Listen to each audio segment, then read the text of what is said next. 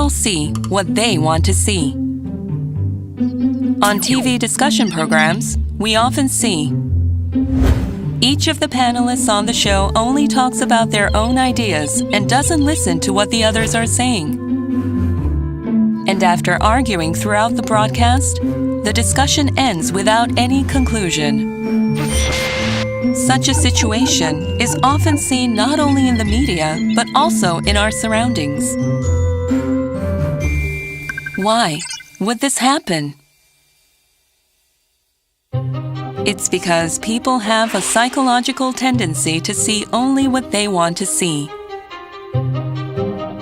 There is a term in psychology called confirmation bias. It's a phenomenon in which information that agrees with or supports one's views is easily accepted, but the opposite information is distorted to fit one's opinion. When we fall into confirmation bias, we see only what we want to see, not for what it is. This leads to different interpretations of the same facts. That is why the panelists in the TV debate each present only evidence that is favorable to them and ignore or even distort the arguments and evidence of the other side. The important thing is that this is not limited to one individual problem, but can spread throughout society, leading to strife and extreme confrontation. People with confirmation bias also make mistakes in decision-making.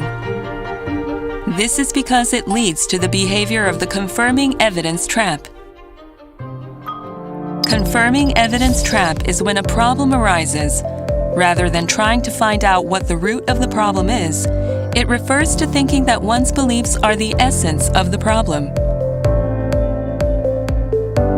A person who falls into the evidence-seeking trap only listens to the opinions of those who support their ideas and gathers only information that can justify their ideas.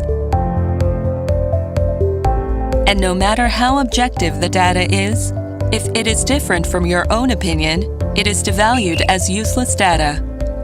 And in the end, you make the wrong decision. Why is this happening? The reason is that there are two psychological tendencies at work in humans. The first is the tendency to subconsciously decide what one wants and then find a reason for it. For example, there are some people who make up their own reasons to buy products that they don't need from TV home shopping, thinking that it would be advantageous to buy them now.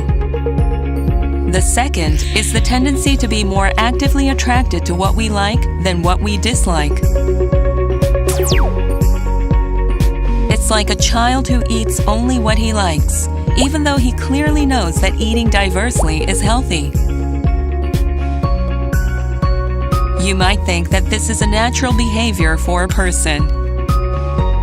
However, when this inclination isn't towards matters of personal taste, such as food or fashion, but possibly larger issues that requires extensive discussions, it is going to cause huge problems. Such a tendency can develop into an extreme form of decision-making, and over time, it disregards reason, causing one to no longer think logically. At that time, even if the other party provides solid evidence for the claim, one will not listen. Rather, they dispute what the opponent didn't even say. For example, if person A says that they like sunny days, and B says that it wouldn't rain if only sunny days go on, and that liking sunny days is like wanting everyone to die of starvation. Even though A never meant that it shouldn't rain or that we'd all starve to death. This behavior is called straw man fallacy. It makes a topic that doesn't even exist and inflates it to develop a counter-argument. Fake news, which is a common problem in our society nowadays, is a reflection of the straw man fallacy. What's more serious is when the opposing view's rationale is actually so clear and logical, but yet made to appear as a straw man, it deflates the entire argument. In this case, the person attacks the opponent based on their appearance, academic background, occupation, personality, family relationship, etc.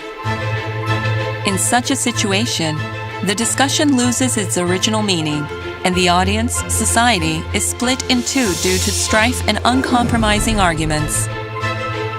It is at this time where leadership is the most important.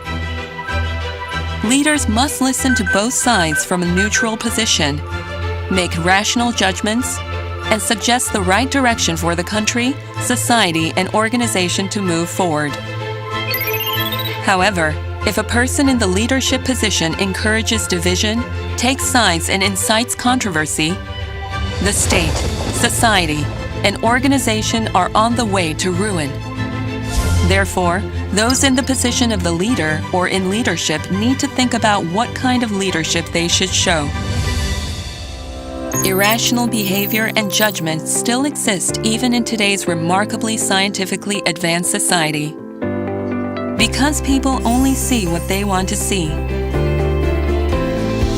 But leaders must remember that what each member sees is part of a larger world. So, when we become a leader who presents a bigger world that we can see together, and a bigger vision, our organization will become a healthy organization moving forward into a bigger future by gathering each other's opinions.